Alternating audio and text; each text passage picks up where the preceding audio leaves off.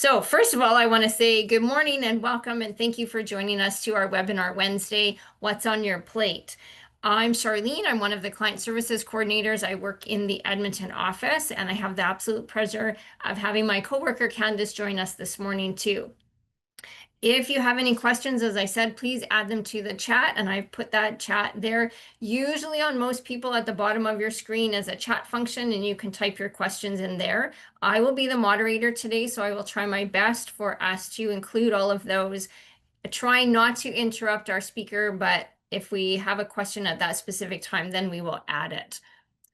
One more person. There we go. So this webinar is being recorded. All information provided in the videos by Parkinson Association and our feature speaker are strictly for educational and entertainment purposes.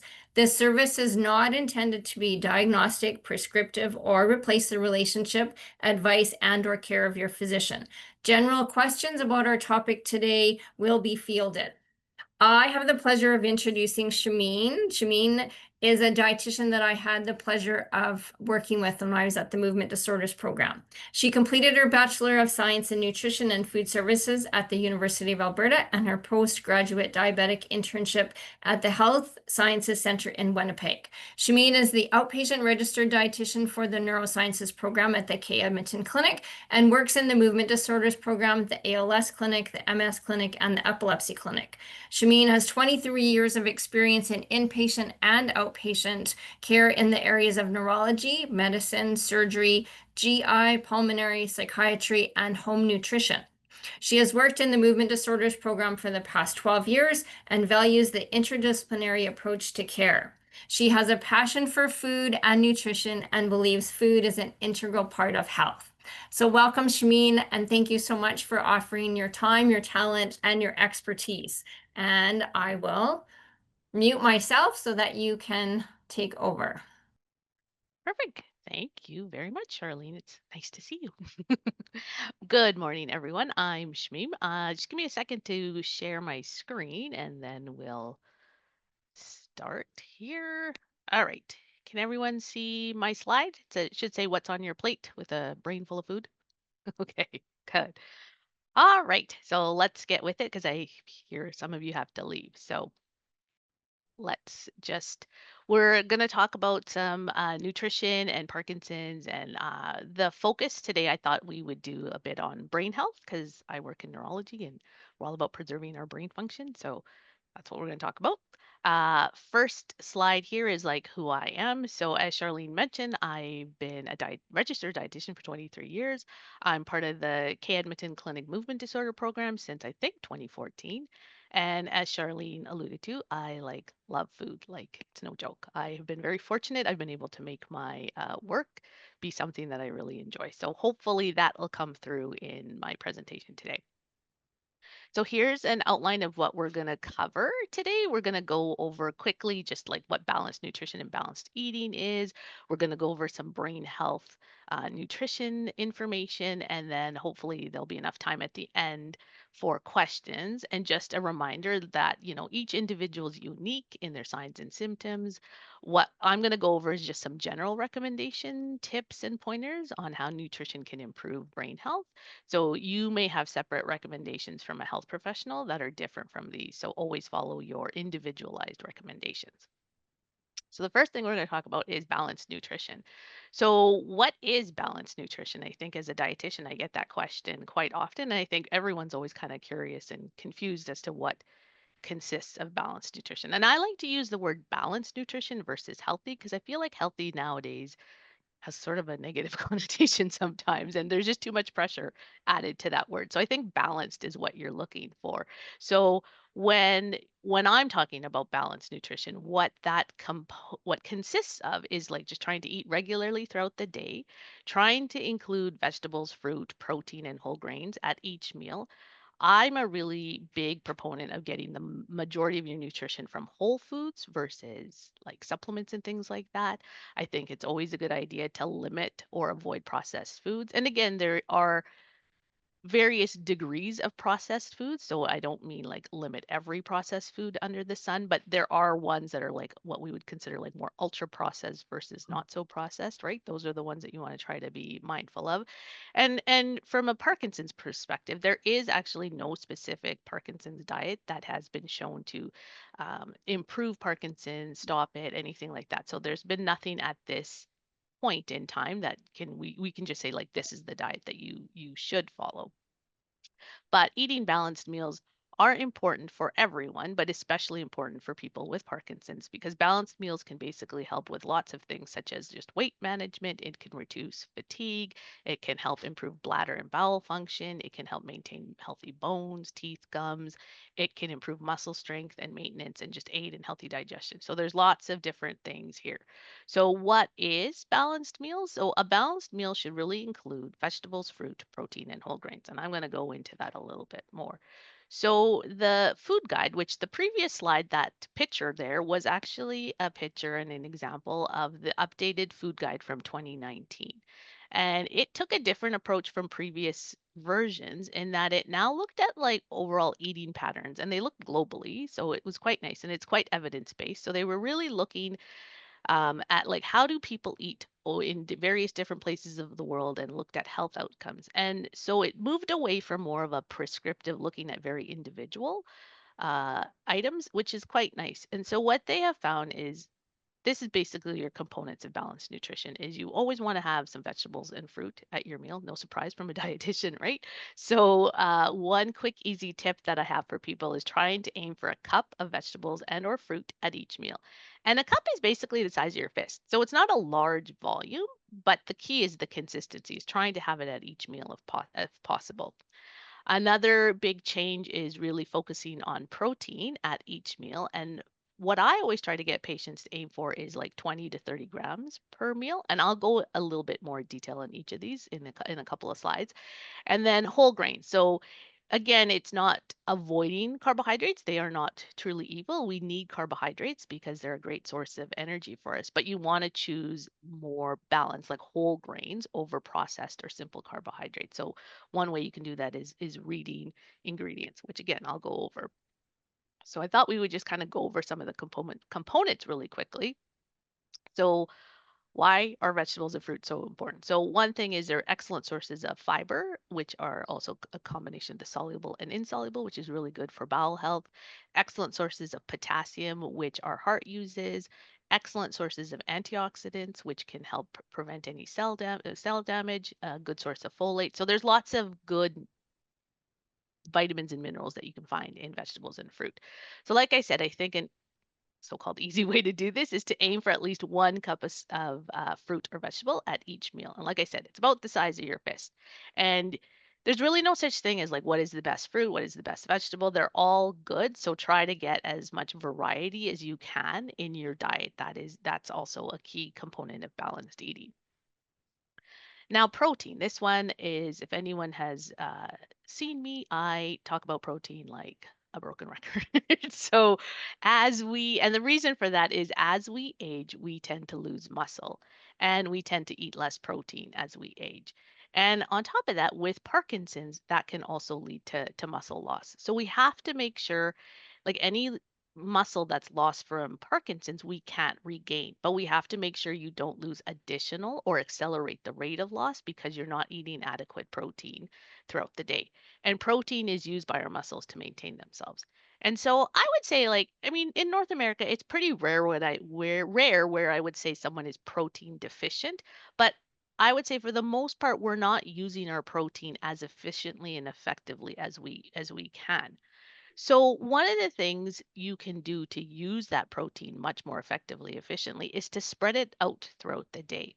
So, what happens is when we eat large volumes of protein at a meal, that extra protein that we're eating, it doesn't get stored as muscle, it gets stored as fat, which is we need fat, but we really need to preserve muscle as much as possible. So, one way to use that protein much more effectively and efficiently is to spread it out throughout the day. So I always try to get my patients to aim for at least 20 to 30 grams per meal. And so, what that could look like is if you are eating a chicken breast, half a chicken breast is about 25 grams of protein. Or if you're having ground meat of some sort, it's about a half a cup is about 25 grams of protein. Um, like a cup of regular cow's milk is about 9 grams of protein. Cottage cheese, really high protein food source. Half a cup of cottage cheese, depending on the brand, could be anywhere from like 13 to 17 grams of protein.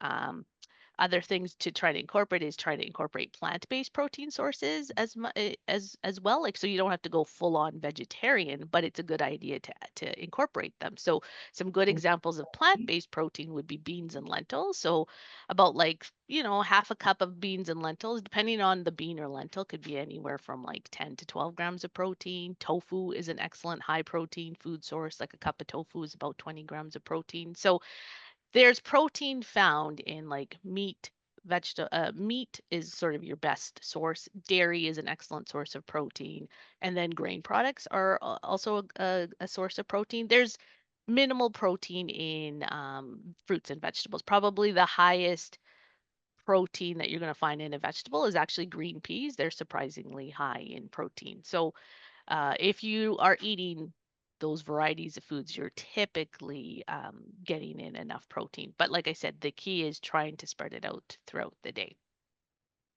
Now, with whole grains, so they're excellent sources of fiber. So, again, that soluble and insoluble mix, which helps with bowel regularity.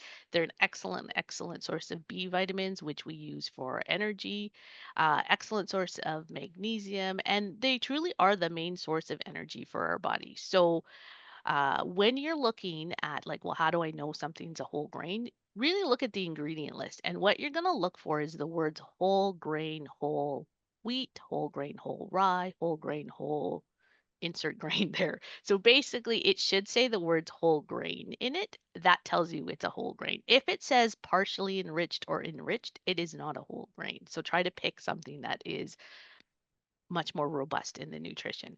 And whole grains are complex carbohydrates. So these are like, I hate to use the word good carbohydrates, but these are the ones that you want to try to have more often than something like a donut. Like, don't get me wrong, I love donuts, but they are something that, shouldn't be a regular part of our diet. It's just a treat, right? Um, and there's a whole gamut of different grains. So we've got like wheat, oats, cornmeal, rye. There's like quinoa, wild and brown rice, barley, bulgur, farro. Like there's a whole gamut that falls under this whole grain umbrella here. So there's lots of good choices. And it's really nice where we live. Like, even though we live in the Arctic, we get a good amount of variety when it comes to our grocery stores. And so a lot of these, you don't even have to go to a specialty grocery store to have availability.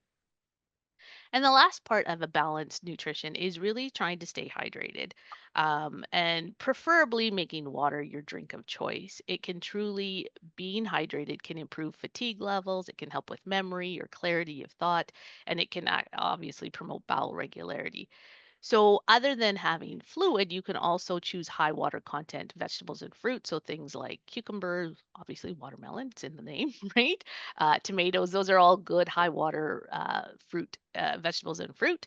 You can flavor your water with vegetables and fruit, add herbs, that type of thing to help with increasing your water content.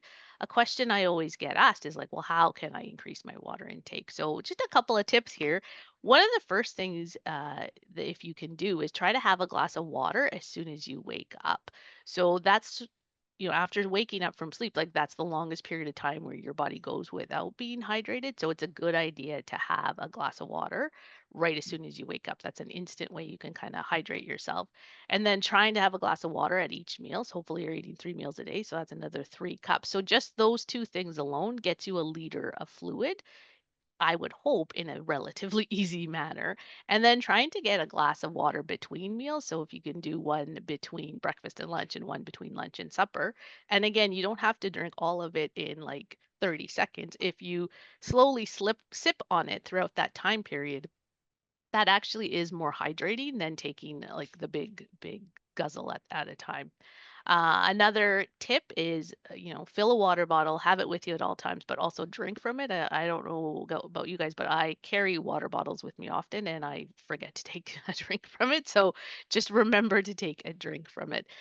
Fluid also isn't just water, it also can include things like milk, juices. Coffee and tea does still count towards your fluid intake. Again, if you're having a pot of coffee, the caffeine from that is removing some of it, but it doesn't negate like the whole amount. Soup is also a fluid, so if you don't like water on its own, there are other ways you can get in your fluid. Okay, so that's my big fast chat on balanced nutrition here. So now we're going to hopefully focus a little bit more on, I would hope, why you're here. So maybe brain health and nutrition. So I'm going to focus on how diet might help with brain health. So when we talk about brain nutrition, we're generally talking about the components of the following eating pattern. So, you guys may have heard of the Mediterranean pattern of eating or the Mediterranean diet. There's also the DASH diet, and then there's the MIND diet. So, the next slides I'm going to go over, they're going to review all three of them. So, the first one we're going to talk about is the Mediterranean style of eating. So, like I was saying earlier, what's really nice, so I've been a dietitian for a long time, and so in nutrition now, what we're looking at more so than in the past is really eating patterns. And what they found is that countries around the Mediterranean Sea, so typically here, we're probably more familiar with the European countries like Spain and Greece and Italy, Portugal, that type of thing. But the Mediterranean Sea also encompasses like northern Africa and eastern Asia. So, countries like Egypt and Morocco and Israel and Palestine, they're all kind of fall into this Mediterranean pattern of eating. And so, what I really appreciate about this pattern of eating is that, like, there's no food restriction. Everything can fit in this pattern of eating. Typically, when you're looking at the way people in this area of the world eat, they have a large percentage of their diet is lots of vegetables and fruit. It's not a low carbohydrate diet, but it does focus on more looking at the quality of carbohydrates, so looking at those whole grains. It's not a dairy-free diet. They typically have dairy in their eating pattern. In that part of the world, I would say the majority is a lot of fermented dairy, like yogurt and things like that, but they still have milk. They still have occasional ice cream. They have cheese, that type of thing. Of course, because they live by the sea, they have access to these really, yeah, nice fatty fishes. So their intake of omega-3 rich foods is quite high. They typically in this part of the world, their fat source is olive oil, which is what we call an unsaturated fat or a healthy fat. And so all of those have been shown to reduce inflammation in our body. It's good for your brain. The other reason this area of the world and this pattern of eating has been studied so effectively is that what they found is that people who eat traditionally, typically in this area of the world, have lower levels of chronic conditions, just like diabetes and heart disease, obesity, cancers, but they also have lower levels of neurodegenerative conditions like Parkinson's. So, again, trying to incorporate uh, a bit more of how they eat. It's not foreign to us. I mean, a lot of the foods that they eat, we do have access to, and I think we're all familiar to it. I think the biggest difference between how we eat in the West and how other areas of the world is just the frequency that we do things, right? So just trying to eat some more of these vegetables and fruit more consistently throughout the day. Like I said, their fat sources are typically more of these unsaturated fats. So the olive oil, the nuts and seeds, those types of things. They also eat lots of beans and lentils. So again, like I think just incorporating a lot of what they eat has been shown to be beneficial.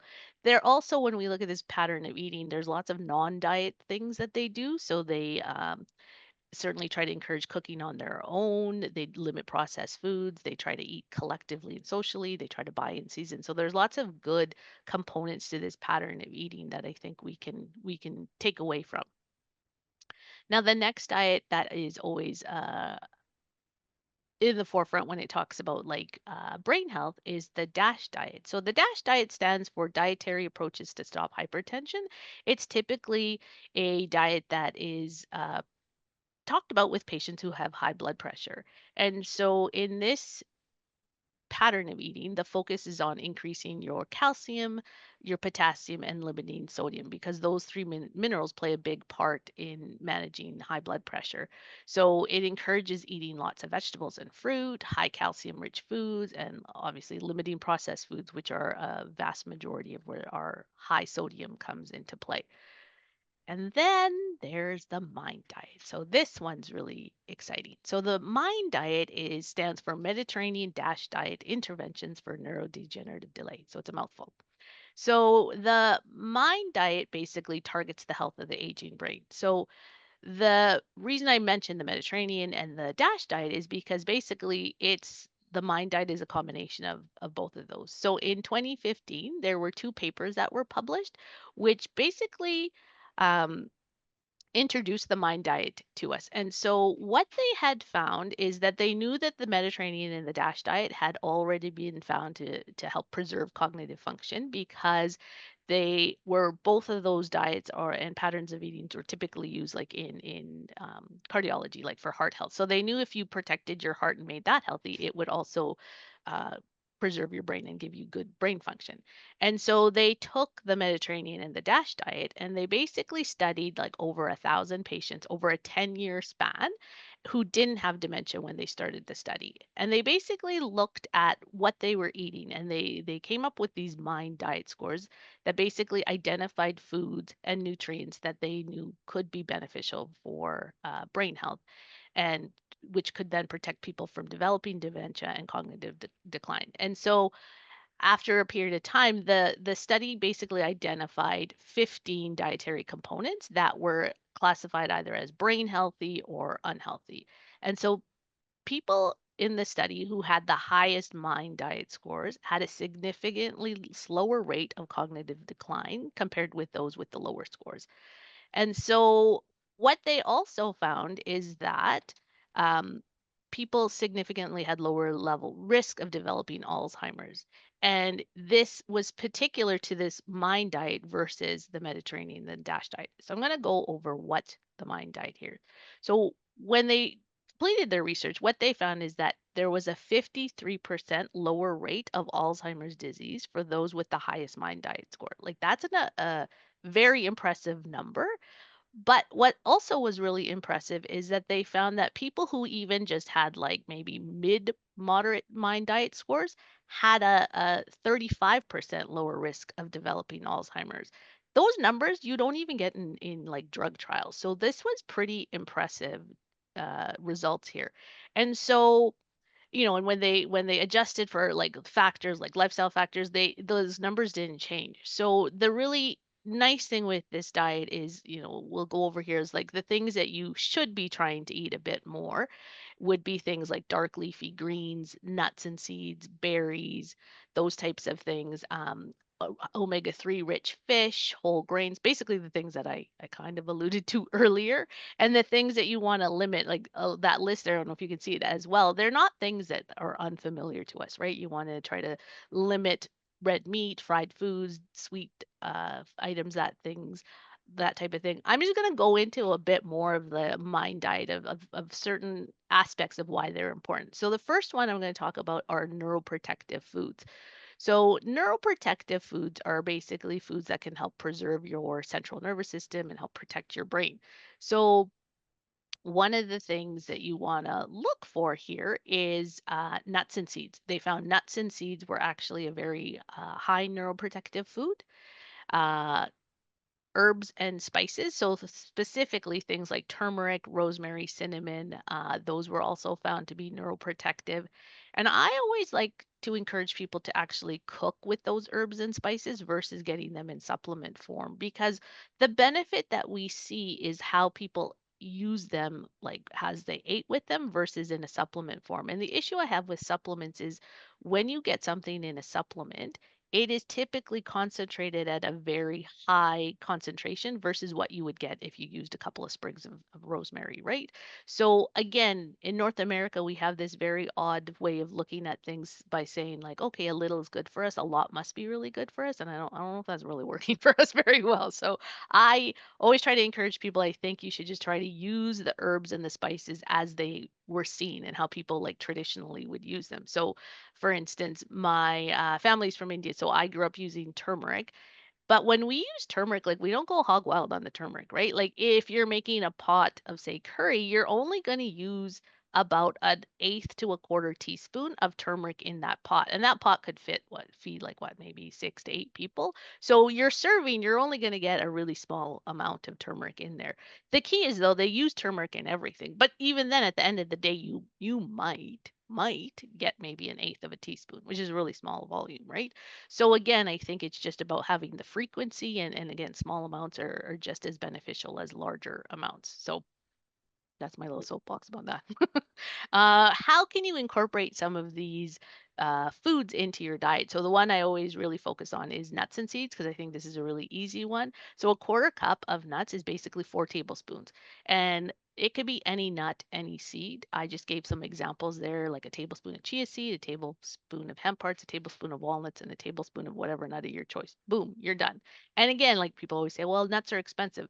Yeah, 100% they are. But if you're breaking it down into that, like those chia seeds that you buy, if you're only eating a tablespoon a day, they're going to spread out and give you good bang for your buck, right? Same with the other seeds. So just be mindful. Like it's sometimes hard when we grocery shopping, especially now when everything is super expensive. We sometimes look at the total cost of what we're buying versus like maybe trying to figure out like, well, per serving, how much am I actually going to be using? Again, it might soften the blow a little, right? Like I said, all nuts and seeds are good, whatever it is that you like. They did found walnuts to be particularly brain healthy, so if you can try to get walnuts in at least 4 times a week, that's a good one. And seeds, so I mentioned like hemp hearts, chia seeds, but it also includes flaxseed, pumpkin seed, sunflower seed, sesame seed. So any combination is a way to get that in. And then with the herbs and spices, again, like things like cinnamon, like throw some cinnamon in your oatmeal in the morning or in your yogurt. Um, Rosemary, again, throw it in your soups whenever you're cooking. Turmeric is a really good, nice marinade to add to fish and meats. Again, a little goes a long way, that type of thing.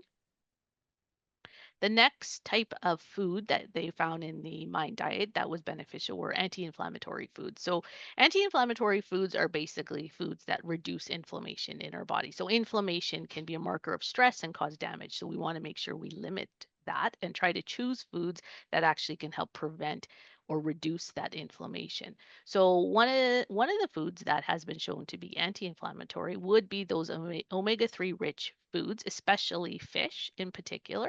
But other anti-inflammatory foods would be dark leafy greens and then soy. So when we're looking at fatty fish, we're talking about like those nice omega-3 rich fishes. So this examples of those would be things like salmon. I think everyone knows salmon, but other good sources would be like trout, cod, halibut, whitefish would be a good one, and then like things like mackerel, sardines, anchovies, herring, tuna. It has omega-3 in it, not as much as say salmon, but it is a good source of an omega-3. So one thing to know is like those fatty fish, they're typically like the stronger tasting fishes, right? The omega-3 kind of lends itself to that. So, if you're one to be like, oh, I'm not sure about fish, start with like a milder tasting fish and kind of work yourself up if you can. Sometimes you might not get there, but trout actually is quite rich in omega-3 and it's a little less strong than salmon. So try that out there.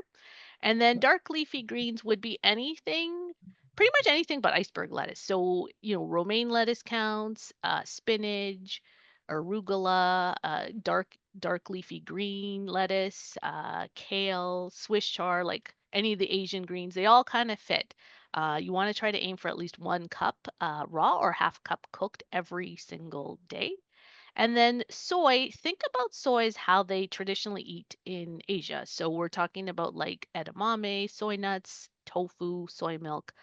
Here in North America, our source of soy typically is processed and found in like lots of food. So it's typically soy protein isolate. So that you want to maybe limit as much, whereas you want to try to get natural sources of soy in. They just wanted to talk about the omega-3 fat sources. So, fish is an excellent source of the omega-3, and it's an excellent source of this EPA DHA. That's the omega-3 that has a lot of its health benefits. And so, you want to try to have at least 2 to 3 fish meals per week, or 4 ounces at least twice a week. This can be challenging in landlocked Alberta. I get it. I totally get that. So, again, you do the best you can. like I have listed, there are some good sources of fish like salmon or trout. Trout can be a little less expensive than salmon. Arctic char is also a really good example of a good omega-3 rich fish. And then vegetarian sources would be like walnuts, pecans, flax, chia, hemp seeds, those omega-3 rich eggs. The type of omega-3 in vegetarian sources isn't as robust as that EPA DHA. And when we eat the vegetarian sources, that omega-3 has to be converted to that EPA DHA. And that conversion in our body, unfortunately, isn't very high. It's about like 15%. So but again, if you're vegetarian, at least you get something there, right? So I always get the question, but I don't like fish. Or again, living in landlocked Alberta, it's hard to get in those 2 fish meals per week. So you might want to consider an omega-3 supplement. So if you're going to go that route, what you want to look for is that EPA DHA has to be at least 500 milligrams in a dose to be considered an effective supplement. And so again, it'll say there on the label there, if it's above 500 milligrams, you got a good one. You're good to go. You really just want to look for omega-3. Don't buy the 369. You just need an omega-3. If you're vegetarian, there are sources of there are omega-3 supplements that are available to you. You want to choose a marine microalgae supplement. The microalgae is what the fish eat. And so a lot of times you'll see like spirulina, chlorella, dulce, and nori. Those aren't good sources of EPA DHA. Look for marine microalgae. So the picture on the screen there is just an example of one. I don't have any shares in this company. I just like what I like. This is the Weber Naturals Crystal Clean from the Sea omega-3. I like this one because it's liquid. I find the omega-3 supplements, the pills are quite large, and I don't like taking pills, and so something large is not for me. So I like this liquid supplement. I also like it because it doesn't taste like fish. This particular one actually tastes like lemon cake. I don't know how they do it, but it truly tastes like lemon cake. And the dose of it is really nice. It's only a teaspoon, so it's a very small amount, but it has 1,250 milligrams of EPA DHA. And I don't tell people to take an omega-3 supplement every day. Again, I don't tell people to eat fish every day. So if you wanted to if you're like able to do at least one fish meal pretty consistently per week, then take an omega-3 supplement 2 or 3 times per week just to make sure you're getting enough. That also will spread out the supplement because again, they're not cheap either. This is just one brand. There are other brands available. I just couldn't fit that many pictures on the screens, but so there's just one example. This brand is also really good in that it's what we call third party verified. So you know what's in the bottle and what's on the label are actually the same thing. And it was verified by an independent company, not the actual company, which is always a good thing. So, how do you incorporate these anti inflammatory foods into your eating pattern? Again, we talked about trying to have at least 4 ounce servings of fatty fish 2 or 3 times per week. Again, easier said than done. But trying to have those dark leafy greens, at least 1 cup raw or half cup cooked every single day. And again, 1 cup is like the size of your fist, so it's not a large volume. The key is having it every single day. And you can just kind of sneak them in. Like I throw spinach into everything and anything. I think my family has just gotten used to it. So they think it's normal. It's not normal, but I throw it into everything. So when I make meatballs, I throw them in there. Your eggs in the morning, like just throw a handful of spinach in the pan. First, wilt it down, take it off, then cook your eggs. There, you've got yourself a quick, easy way to get those dark leafy greens. If you're a soup maker, throw, any kind of dark leafy green in there at the last 5 minutes or so, and that's quick and easy way to get some dark leafy greens in. And then consider adding soy, so tofu, soy milk, edamame, temp, which is a fermented soy or soy nuts, to your regular eating pattern. Again, you don't have to go completely vegetarian or eliminate it totally, but you could certainly add, like if you're doing a stir fry and say you're doing a chicken stir fry, like why don't you throw a little bit of tofu in there? It's surprisingly very economical. Like you can get a block of tofu for under $3. It's available at any grocery store. Again, I am no expert on tofu, but I'm starting to try, and it's not as bad as I thought. It's still better when someone else makes it, but it's not as difficult as I think it is. The other component of the mind diet that's really important are the antioxidant factor. And so antioxidants prevent cell damage. And basically, your best sources are fruits and vegetables. And again, I always get the question like, what's the best fruit? What's the best vegetable? They're all good. You really want to try to get that rainbow of variety. The different colors have different antioxidants in them. So that is one way to get that in. Um, and again, I prefer people to actually get their antioxidants from food versus supplements. The thing you have to be mindful of antioxidants. And so, antioxidants, some examples would be things like just even vitamin C, uh, the people don't realize like when they take multiple supplements, they might have, one might have this amount of vitamin C, this one has another, and it all adds up. And you can get to a point where if you actually take too much antioxidants from a supplement source, it can actually do the opposite of what you were hoping. It can actually become an oxidant, whereas you don't get that same thing with food because most people aren't going to overdo it when it comes to their food consumption of antioxidants. So it is just again something safer, and there's lots of different sources, lots of different vegetables and fruit. So here's some ideas of how to incorporate them into your eating pattern. Try to have 5 vegetable servings a day, which I know sounds ridiculous, but um, 1 cup of those dark leafy greens or half cup cooked equals 1 serving, right? So again, if you can spread it out throughout the day, you might do a bit better. A serving's really only half a cup, so it's not a large volume that you have to try to get in. They also find that choosing cruciferous vegetables, so things like broccoli, cauliflower, Brussels sprouts, cabbage, those types of things, at least 3 times a week can also be beneficial to your brain. And then trying to have at least 4 fruit servings a day. I find fruit's probably a little bit easier and more palatable for people to have. But half a cup of berries at least 5 times a week has been shown to also improve memory and cognition and reduce people's risk of developing Alzheimer's. So then there's the other components of the mind diet. So beans and legumes. So they typically have at least half a cup 2 or more times a week. And beans and legumes is a really interesting one. So here in Alberta and on the prairies, we produce a lot of the beans and legumes out there in the world, and we e- export them out to the rest of the world. Like I think lentils, for instance, like 60% of the lentils that we grow here in Canada go to India. Like that's ridiculous. Like we have this beautiful source that we're not using up very well. So I would say if that is something that, it is local, it's a Canadian Alberta product, like we should be encouraging people to eat more of those. And so again, my family's from India, so I'm very familiar with beans and lentils. But I can appreciate that for some people who've never had them before, it can be challenging to incorporate them. So the thing I would say to start with is, you can get a lot of good canned varieties out there where the cooking process is done for you. You can buy ones that also have no added salt if that's a concern. The easiest way is you open the can, drain it, rinse it really well, and now you have an opportunity. You certainly don't have to have the whole can at one go, especially if you're at the beginning and you're like, I don't know how to use this. You can divide them up into as many servings as you want.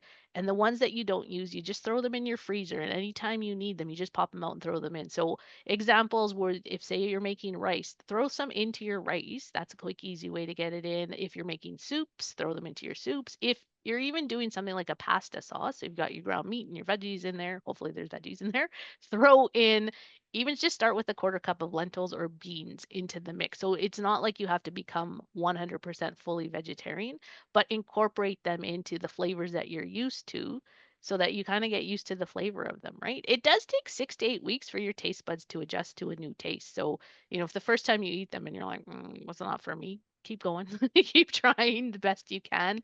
Or if you're like, I really don't know where to start, pick a cuisine that knows how to use them. So, for instance, again, like if you like Indian food, maybe when you go to an Indian restaurant, like maybe choose a lentil, like a dal or a bean dish because they'll have prepared it. They know what they're doing. And then you can at least try it and be like, okay, this is what it's supposed to taste like, or this is a way to do it, right? So just to introduce yourself to the concept.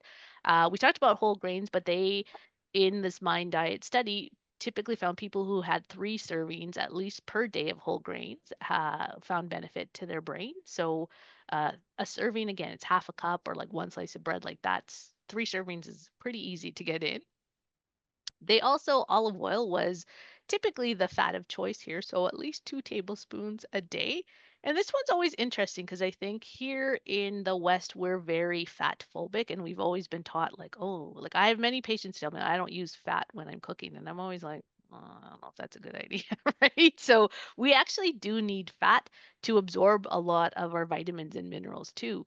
In the Mediterranean area, typically when you see them cook, they're not like doing a little like, teaspoon of oil in their pan. They're like couple of rounds go, like there's a lot of oil in there. And again, they're a very healthy region of the world when they eat traditionally. So maybe just like try to forget what we've been told for many years and just try to let that oil flow a little bit more than we normally have. So at least 2 tablespoons a day. One of the things they do is after they finish cooking a meal, they will drizzle olive oil on top before serving. So that's something to consider having.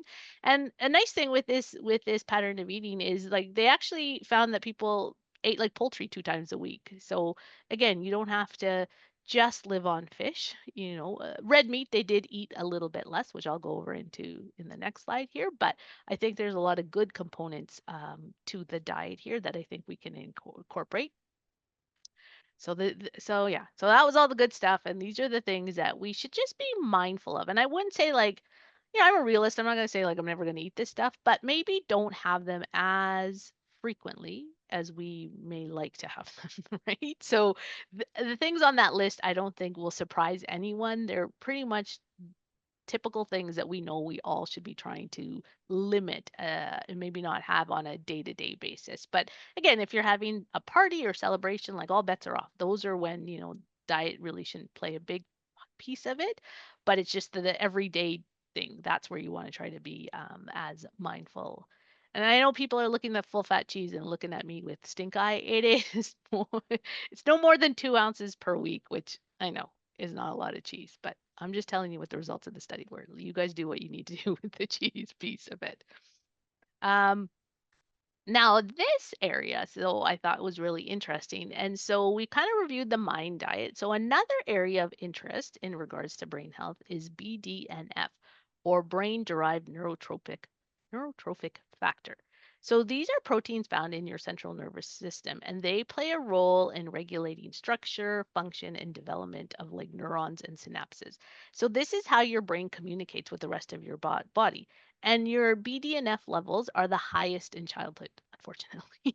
But why is there an interest now in this? Is that it plays a role in brain plasticity, which I don't know if people have heard of, but brain plasticity basically influences learning and memory. And so anytime we can increase that or maintain that neuroplasticity, it's of benefit to us, especially as we age. So what they have found is that BDNF can actually be influenced by some lifestyle factors that I'm just going to kind of review a little bit here. So the first one are foods that can potentially increase this BDNF. So the list here is like green tea, dark chocolate, blueberries, fatty fish, turmeric, eggs, red grapes, coffee, olive oil, and soy. So a lot of these I've already mentioned. Again, not a crazy list, but these are potential foods that can increase that BDNF.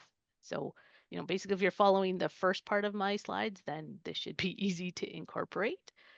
And then there's some lifestyle factors to consider for increasing. So, poor sleep or inadequate sleep can act as like a stressor on our body, and it can be linked to lower BDNF levels, increased risk of depression and poor memory. And so, exercise has been shown to increase BDNF levels the most.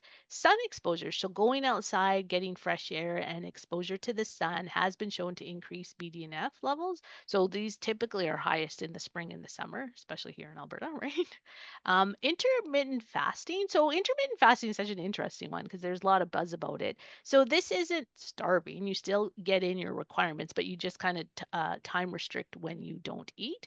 So, for example, like an easy one is like, okay, if you decide I'm not going to eat after 8 p.m. and I'm going to have breakfast at 8 a.m., there, you've had a 12-hour intermittent fast. So, it is something that you don't have to like do in the middle of the day. Like I always, when we're sleeping, we're intermittent fasting. So again, that's an easy one to get in there. And then managing your stress. Like if I had some tips on that, I probably would be on a private island somewhere. So I think we all know stress is something that isn't good for our bodies. And so if there are ways you can manage it a little bit better, that can potentially increase your BDNF in your body, which could also hopefully help with learning and memory.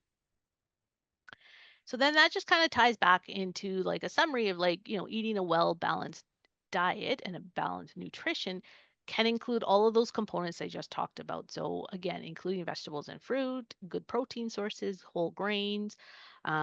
Again, you don't need to follow any dietary restrictions. It's really more related to like how often are you eating things. And again, the more often you have some of the more beneficial foods, the more benefits you're going to have, right? And then again, just some standard things of like, trying to limit our intake of processed foods, or if we are going to go that route, like maybe just trying to balance it out. Like, say you're going to do a frozen meal at the grocery store, which again, there's some good ones out there. Like you might want to balance it out with like maybe just even a bag salad from the grocery store, right? Like there are ways we can balance our meals out um, to make it a little bit more healthier. And then just trying to avoid mega doses of vitamins and minerals and herbal products because again, they can potentially have harm unless you were told by a health professional to have that amount. All right. So basically, big thank you for listening to me. Thank you for Parkinson's Association of Alberta for having me. And now we have time for questions. And hopefully, oh, maybe I'm a little late for you guys who are trying to get out, but But hopefully that's we okay. can We're connect. recording this, so they'll be able Okay, to get the answers. So, perfect. yes, we do have a few questions in the chat. Given the effects of protein as it impacts the absorption of medications, and I think that ties in with, are there significant studies to limit protein as it impacts the absorption of levodopa? That's a good question. I get that one a lot. And so I always say, so when I first started as a dietitian like 23 years ago, we were limiting protein with Parkinson's patients. And, you would get like really frail Parkinson's patients because if you don't eat protein, like it's really hard to function. So I would say things have changed quite a bit over the time. Like when levodopa first came on the market, it was just levodopa, and now it's levodopa cardopa. The cardopa actually protects the levodopa a bit more. And so what they have found is that people who are sensitive to protein with Parkinson's, it's a very, very, very, very small percentage of the patient population. And what we recommend now is instead of restricting protein is you take your levodopa cardopa at least a half an hour before a meal. That gives it time to start getting digested and absorbed before the protein comes along. So the issue is the receptors in our gut that basically once it's absorbed it goes into our bloodstream. Both protein and the levodopa cardopa kind of use the same one, and your body's always going to pick the protein over the medication, but if you take the medication ahead of time you will limit that. Some people might find it fluctuates day to day, but when I've looked at some of the studies, there it really hasn't been good studies, and a lot of the material out there when they say limit your protein, there's no specific number as to what that is. And when I see what people are telling, I'm like, well, that's not high protein, right? So again, I think overall benefit would be because we also want to maintain muscle because when we maintain muscle, we maintain function. And I know most Parkinson's patients want to maintain function as much as possible. So the long answer to that is like take your medication a half an hour minimum before a meal and then see how it goes. Some people might find at certain meals there it's more affected. You might find a plant-based protein works a little bit better. So again, you're not limiting protein, you're just switching it out to a plant-based protein. Um, I would say if it's an issue, then I would talk to your doctor because they can always adjust doses and things and timing of medications to do that. But I strongly don't recommend restricting protein with my Parkinson's patients.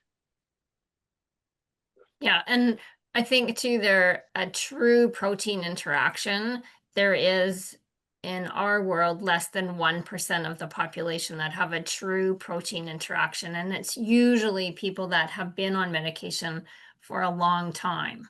And so I think again, having the medication before the food is ideally the way to do it.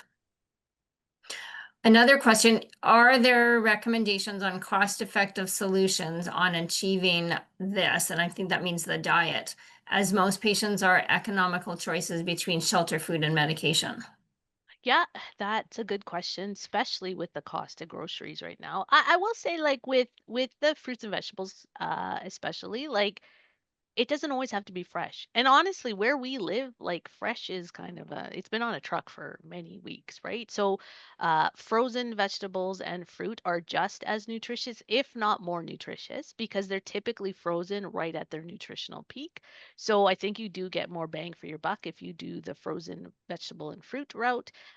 Certain canned vegetables, also an option, canned fruit, also, especially now, you can get really good ones that are packed in water or juice versus the syrup. So they still are nutritious. When it comes to like proteins, again, it is like nothing's like there is some work involved, right? And so if you do a little bit of shopping of what is on sale versus what you've planned, like sometimes, you have to scour the flyers to see what's on sale before you do your meal prepping.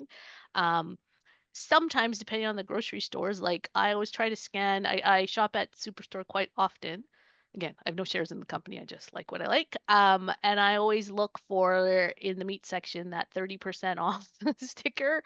I usually grab a bunch of those. I very fortunate. I have a big deep freeze, so I freeze things that way. Um, Again, if you're fortunate and have friends or family where if someone has a Costco membership and you could maybe share like those bigger packs that might be more economical, that is an option. Another good option here in this city and the surrounding areas like Leduc and Sherwood Park and St. Albert would be the We Can food basket. So it's not like a food bank, but it's a co-op and it's the membership is $5 a year.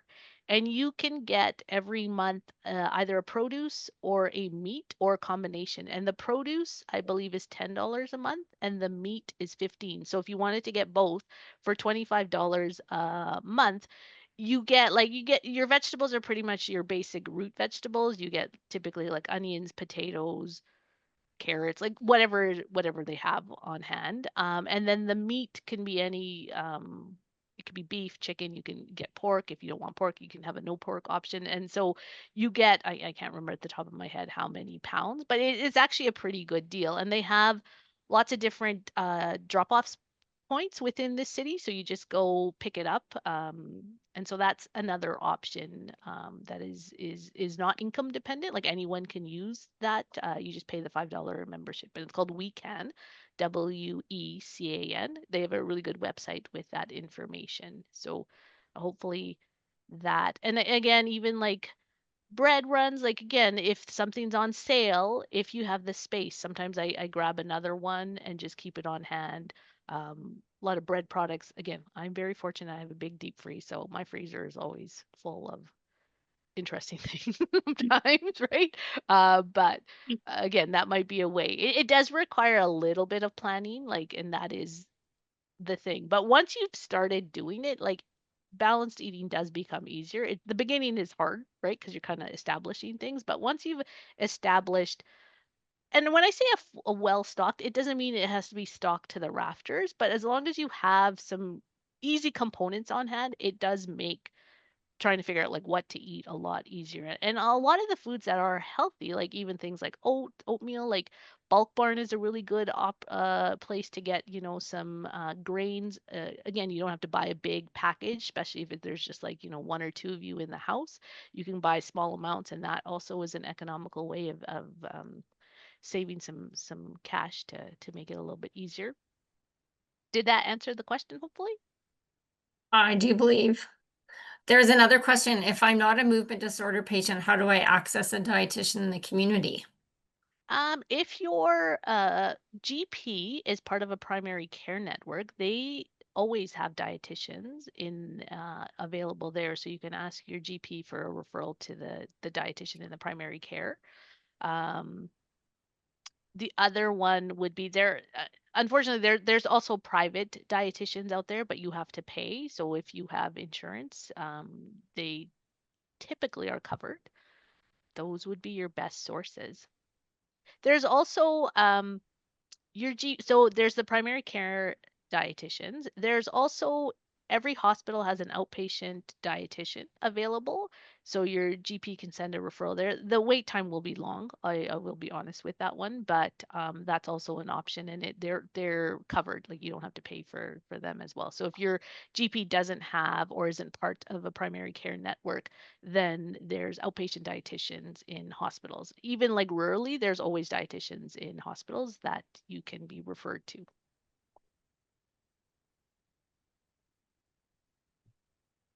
Well, I think we have covered though the questions that were in the chat. I just want to say a big thank you, Shameem. This was fantastic. I Oh, mean, good. I learned a lot. I always feel that anytime I talk about food, much like you, I have a passion for food. I love it. But wanting to make sure that we're eating things that are good for us and, neural protection is so important at any point in our life. So thank you again for sharing your expertise with us. We very much appreciate that. For those of you that joined us this morning, thank you so much. Our next webinar Wednesday will not be happening until the fall, but October 1, we will have Dr. Joseph who will be talking to us about sleep.